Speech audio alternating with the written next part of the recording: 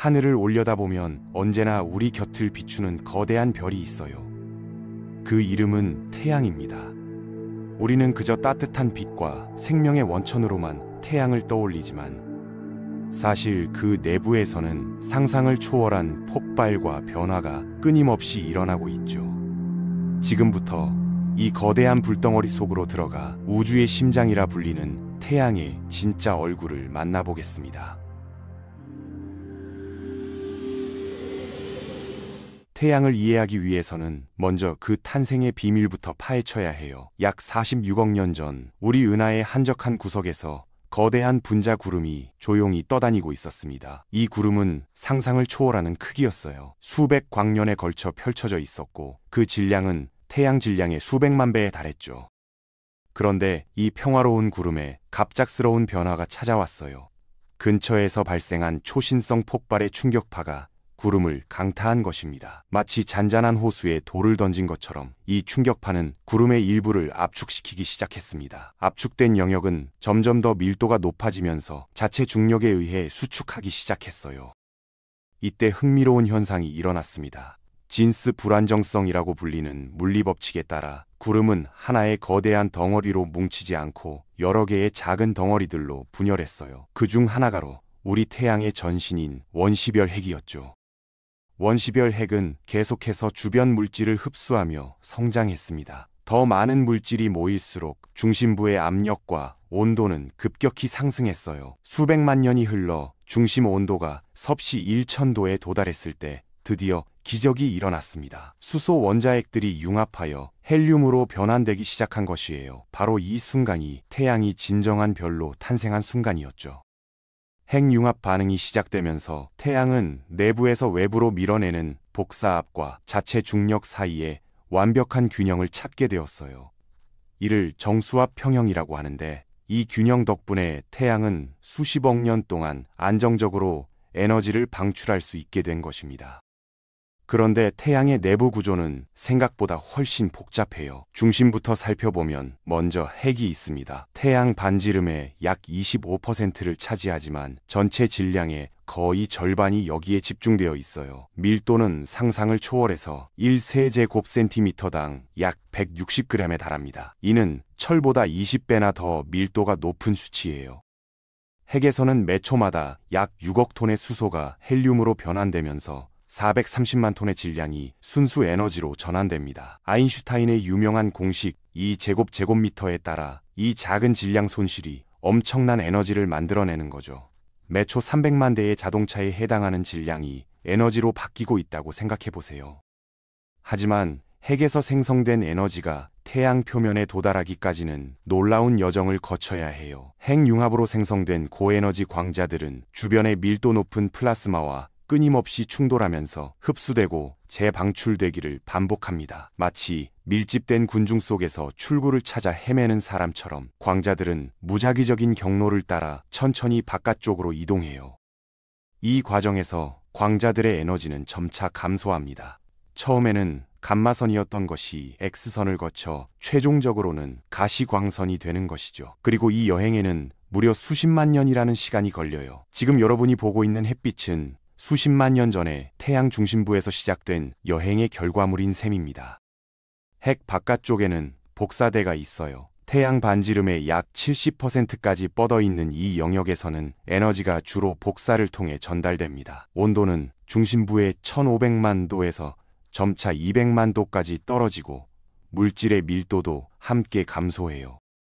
복사대와 대류대 사이에는 타코클라인이라는 얇은 전이층이 존재합니다. 이 신비로운 영역은 태양의 자기장을 생성하는 태양 발전기에서 핵심적인 역할을 하는 것으로 여겨져요. 여기서 자기장이 꼬이고 증폭되어 나중에 태양 표면의 흑점과 플레어를 형성하게 되죠.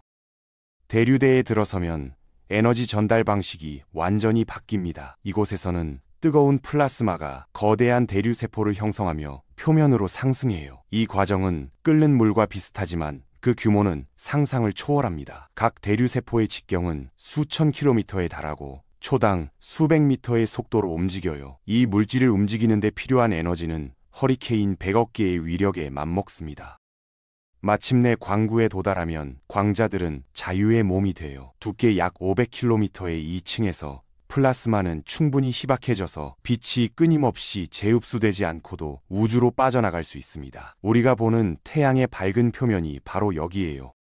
광구 위로는 태양의 대기층들이 펼쳐져 있습니다. 먼저 체층이 있는데 두께는 약 1700km 정도예요. 여기서는 스피큘이라는 흥미로운 현상을 관찰할 수 있습니다. 이는 플라스마 제트가 초당 최대 100km의 속도로 위로 솟아오르는 현상으로 길이는 거의 10km에 달할 수 있어요. 에베레스트 산보다 1km 이상 높은 셈이죠. 체층 위의 전이 영역은 두께가 겨우 100km에 불과하지만 여기서 온도가 8000켈빈에서 50만 켈빈으로 급격히 상승해요. 이는 하와이 용암 온도의 거의 346배에 달하는 극한의 열기입니다. 가장 바깥쪽에는 코로나가 있어요. 이 신비로운 대기층의 온도는 200만 도를 넘나들며 이는 태양 표면보다 200배나 더 뜨거운 온도입니다. 왜 표면에서 멀어질수록 온도가 오히려 상승하는지는 아직도 태양 물리학의 가장 큰 미스터리 중 하나예요. 코로나에서는 태양풍이 생성됩니다. 대전된 입자들이 초당 수백 킬로미터의 속도로 태양계 전체로 퍼져나가는 현상이죠. 이 태양풍이 지구의 자기권과 만나면 아름다운 오로라가 생성되어 극지방의 밤하늘을 수놓는 그 환상적인 빛의 춤은 바로 태양이 보내는 선물인 셈입니다. 태양의 활동은 11년 주기로 변화해요. 이를 슈밥의 주기라고 하는데 태양 활동이 최소인 시기와 최대인 시기를 번갈아가며 반복합니다. 태양 활동 극대기에는 흑점의 수가 급격히 증가하고 태양 플레어와 코로나 질량 방출이 빈번하게 발생해요. 태양 플레어는 상상을 초월하는 에너지 방출 현상입니다. 단 몇 분 만에 수백만 개의 핵폭탄에 맞먹는 에너지가 방출돼요. 이때 생성되는 자기 재결합 현상은 수백만 톤의 플라스마를 초당 수천 킬로미터의 속도로 우주로 내뿜습니다. 코로나 질량 방출은 더욱 극적이에요. 태양의 자기장이 급격히 재배열되면서 거대한 플라스마 구름이 태양계를 향해 날아가는 현상이죠. 이것이 지구에 도달하면 지자기 폭풍이 발생하여 위성통신에 장애를 일으키고 전력망에 피해를 줄 수 있어요. 1859년에 발생한 캐링턴 사건은 인류 역사상 기록된 가장 강력한 지자기 폭풍이었습니다. 당시 오로라가 카리브해까지 관측되었고 전신 시스템이 마비되면서 운영자들이 전기 충격을 받는 사고까지 발생했어요. 만약 오늘날 같은 규모의 사건이 발생한다면 현대 문명의 전자기기들이 대규모로 손상될 수 있습니다.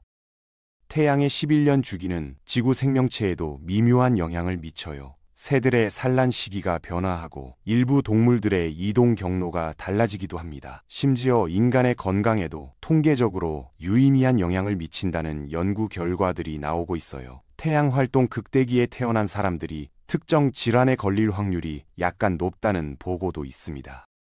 하지만 이런 영향들은 극히 미미해요. 수십만 명의 데이터를 분석해야만 통계적 차이를 발견할 수 있을 정도니까요. 태양의 주기가 개인의 삶에 직접적인 영향을 미친다고 걱정할 필요는 전혀 없습니다.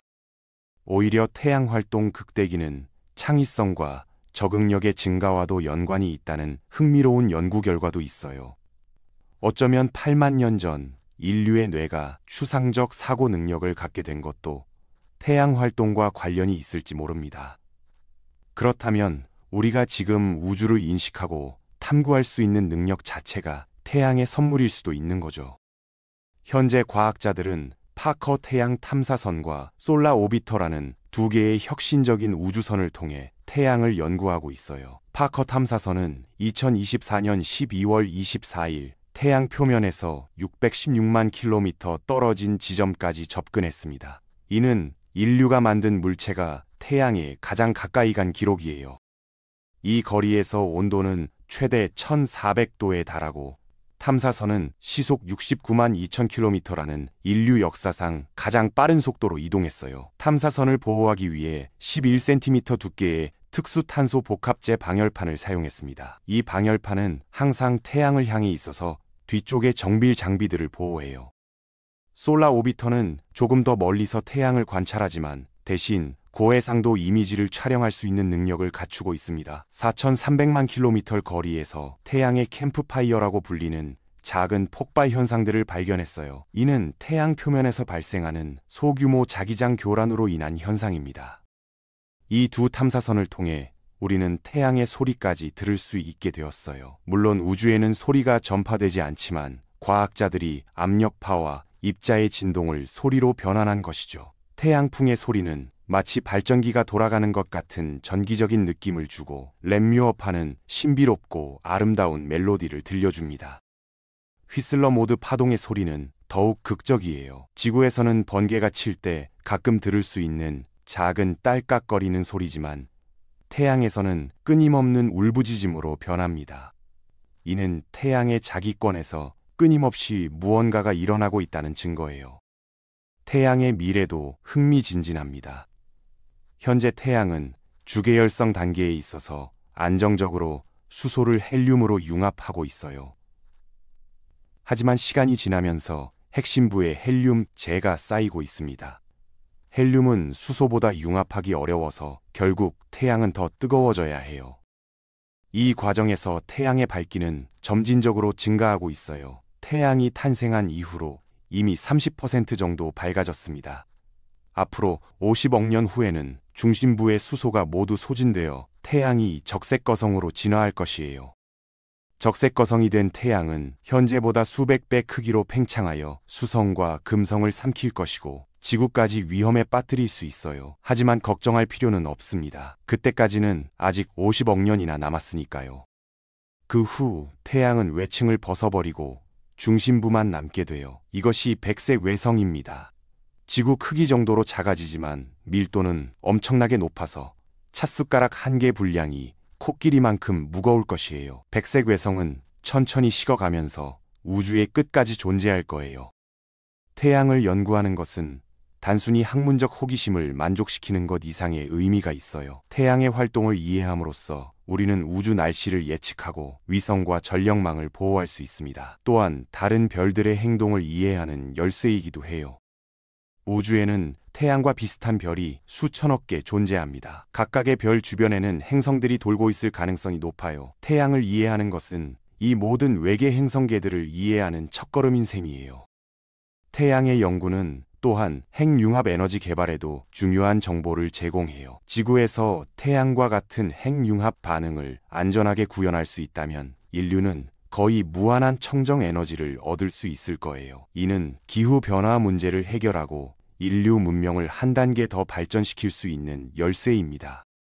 그런데 혹시 태양을 쓰레기 처리장으로 사용할 수 있을까요? 지구의 핵 폐기물이나 플라스틱 쓰레기를 로켓에 실어서 태양에 버리면 모든 문제가 해결되지 않을까 하는 생각을 해본 적이 있으신가요? 안타깝게도 이는 현실적으로 불가능해요. 태양에 무언가를 충돌시키는 것은 생각보다 훨씬 어렵습니다. 지구는 초당 30km의 속도로 태양 주위를 공전하고 있는데 태양으로 떨어뜨리려면 이 속도를 모두 상쇄해야 해요. 즉, 쓰레기를 실은 로켓을 초당 30km의 속도로 지구 공전 방향과 반대로 가속시켜야 합니다. 이는 엄청난 양의 연료가 필요한 작업이에요. 게다가 발사 실패 시 핵 폐기물이 대기 중에 퍼질 위험성도 있고 비용도 천문학적으로 많이 들 것입니다. 차라리 쓰레기를 태양계 밖으로 보내는 것이 더 쉬울 정도예요. 하지만 그것도 여전히 현실성이 없는 방법입니다. 결국 우리는 소비를 줄이고 재활용을 늘리는 것이 가장 현명한 선택이겠죠. 태양의 아름다움은 단순히 그 물리적 현상에만 있는 것이 아니에요. 태양은 생명의 근원입니다. 지구상의 모든 생명체는 직간접적으로 태양 에너지에 의존하고 있어요. 식물이 광합성을 통해 태양 에너지를 화학 에너지로 변환하고 동물들이 그 식물을 먹고 육식동물이 그 동물들을 먹는 먹이사슬 전체가 태양에서 시작되는 거죠.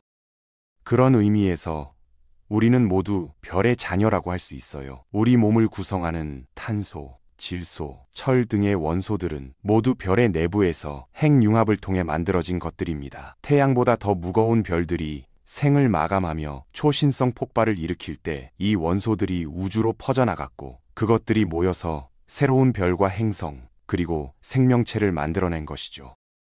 칼 세이건이 말했듯이 우리는 별의 먼지로 만들어진 존재예요. 우리 안에 흐르는 피 속의 철분은 죽어가는 별의 심장에서 만들어진 것이고, 우리가 내쉬는 산소는 수십억 년 전 별의 핵융합 반응에서 탄생한 것입니다. 이런 관점에서 보면 태양을 바라보는 것은 단순히 하나의 천체를 관찰하는 것이 아니라 우리 자신의 기원과 우주의 역사를 들여다보는 것이에요. 매일 아침 떠오르는 태양은 46억 년의 역사와 미래 50원의 이야기를 품고 있는 시간 여행자인 셈입니다. 태양 연구는 또한 인류의 우주 진출에도 중요한 의미가 있어요. 화성이나 다른 행성으로 여행할 때 태양풍과 우주 방사선으로부터 우주인을 보호해야 하는데, 이를 위해서는 태양의 활동 패턴을 정확히 예측할 수 있어야 합니다.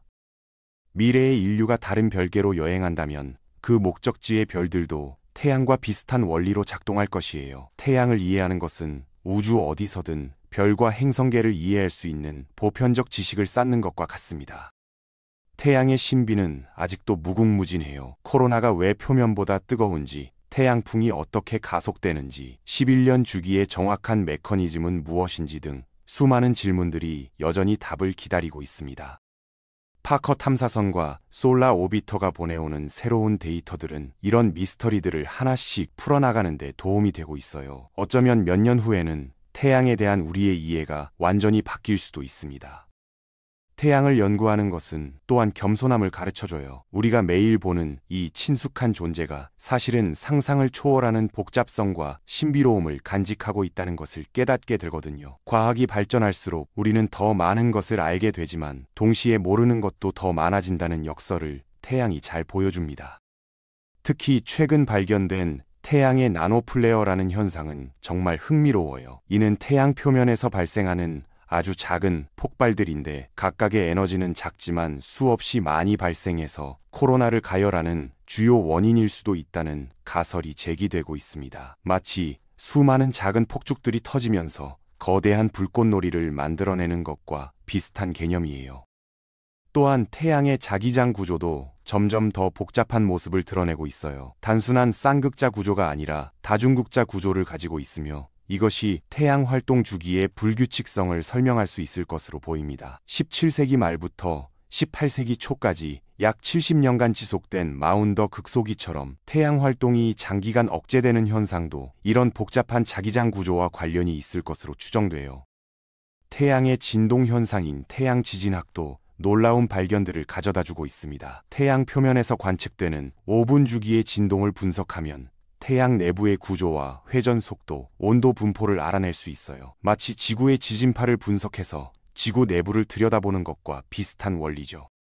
이런 연구를 통해 우리는 태양 내부의 각기 다른 층들이 서로 다른 속도로 회전하고 있다는 사실을 알게 되었어요. 적도 부근은 약 25일에 한 바퀴 돌지만 극지방은 35일이나 걸립니다.